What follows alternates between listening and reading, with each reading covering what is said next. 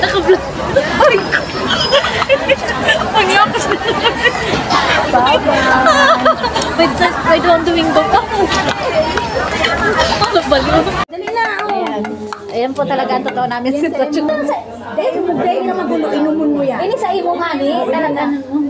Tama na. Ito ang totoong kaganapan namin talaga pag Sunday. Ganyan ang ginagawa namin. Pagkatapos namin mag-church ay mag-almusal kami dito at sumasalampak nga lang kami dito sa loob ng church or sa pinakababa ng church namin. Umaga nga lang kami halos nagkakasama ni Rochin or nagkakajamming kasi may mga kanya-kanya kaming lakad after ng church namin. At ito na nga kahit papaano ay meron kaming time para magchika-chika at kung ano-ano nga lang ang pinagkakwento nitong babaeng to sa akin. Nibida niya nga na binibilan niya ako sa amo niya kasi nga close sila ng amo niya at panaychikahan nila kaya naman ako yung topic nila. Hinahanap nga daw ako ng amo niya kasi one time ay tumambay ako sa kanila at nakitulog din ako kay La Rochin. Masasabi ko nga ang maswerte si Rochin sa kanyang nakuhang amo kasi pwedeng makitulog ang bisita niya. Pagkatapos nga namin mag-church ay naghiwalay na kami at eto na patungo na ako sa aking meet up sa Central. Konti lang ang aking imi-meet up kasi hindi na ako masyadong nagpo-post ng paninda at wala na rin naman akong paninda at hindi na rin ako kumukuha ng paninda kasi nga malapit na akong umuwi.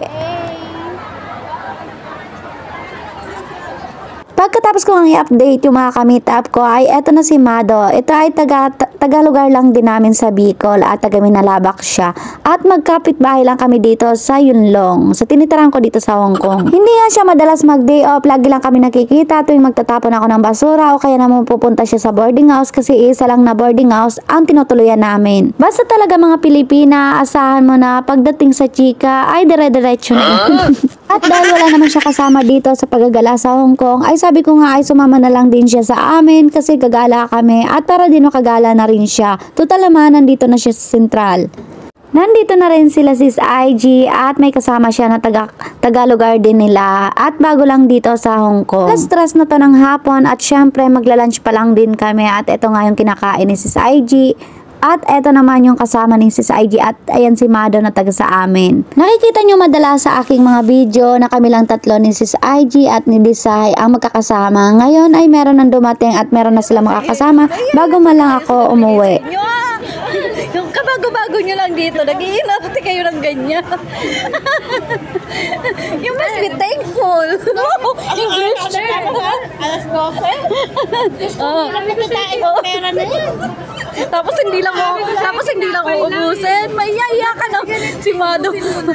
Si Mado yung taga. Nakita ko lang sa niya na. Napilitan tuloy. Baka last na natin niya. Kaya ubusin mo talaga. Mayaya ka sa akin. Muntik na ako maganda. Diretso ka naman. Hindi ko nga diretso. Iba-iba ako. Hindi naman kami lasing. Marami pa. Ikaw yung kapalit sa akin. Sudasin mo to, marami tong pera. Bakit pa naman ulo ko? Para lang kumita. Wala po. Marami tong pera, holdepin mo. Bakit yung ulo ko para kumita? Tapos, Mado, okay lang yan. Nag-joke lang kami. Napasubo na nga ang aking kababayan dito sa aking kaibigan na sobrang gaspang.